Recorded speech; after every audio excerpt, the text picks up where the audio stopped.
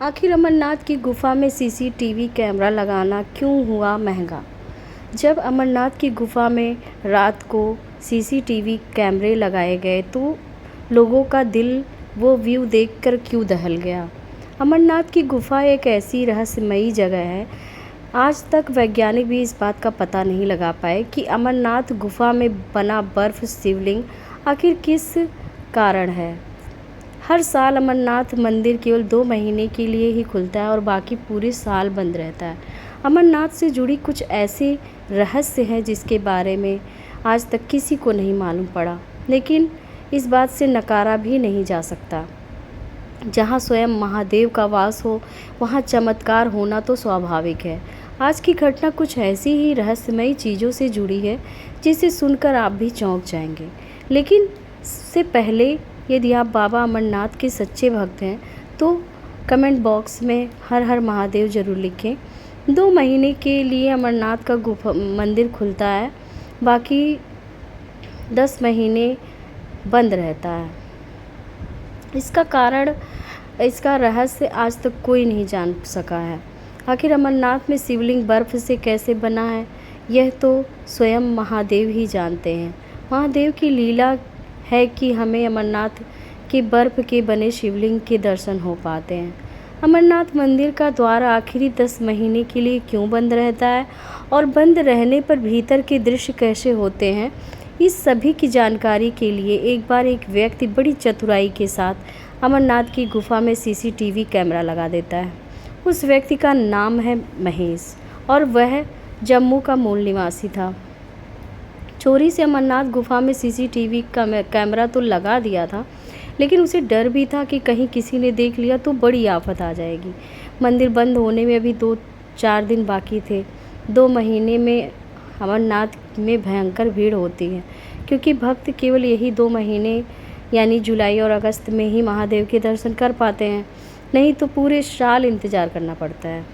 देखते ही देखते मंदिर का द्वार बंद करने का समय भी आ गया था और आज आखिरी दिन था कि जब सभी भक्तों को श्रद्धालुओं अपने बाबा अमरनाथ के दर्शन कर पाते और मंदिर का द्वार बंद हो जाता। मंदिर पास के कई साधु ध्यान में लिप्त होकर अपने साधना करते रहे। उसमें से एक साधु आखिरी दिन बाबा अमरनाथ की गुफा में चले गए। महेश बैठे बैठे इन सभी घटनाओं को देख रहा था। मंदिर का दरवाज़ा बंद करने का समय आ गया था।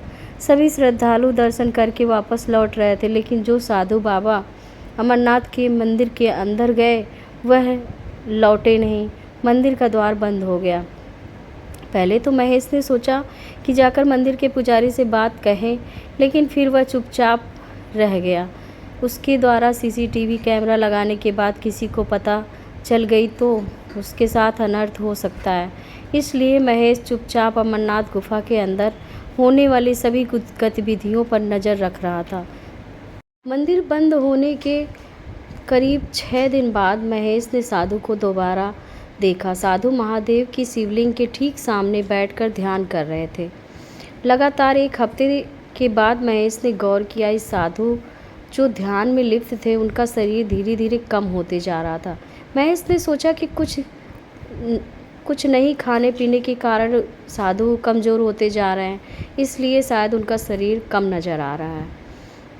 कई महीनों तक यही दृश्य नज़र आया। फिर करीब 3 महीने बाद महेश ने गौर किया कि ध्यान में बैठे साधु के पैर गायब हो चुके थे और यह देखकर लग रहा था कि वह हवा में बैठे हुए हैं।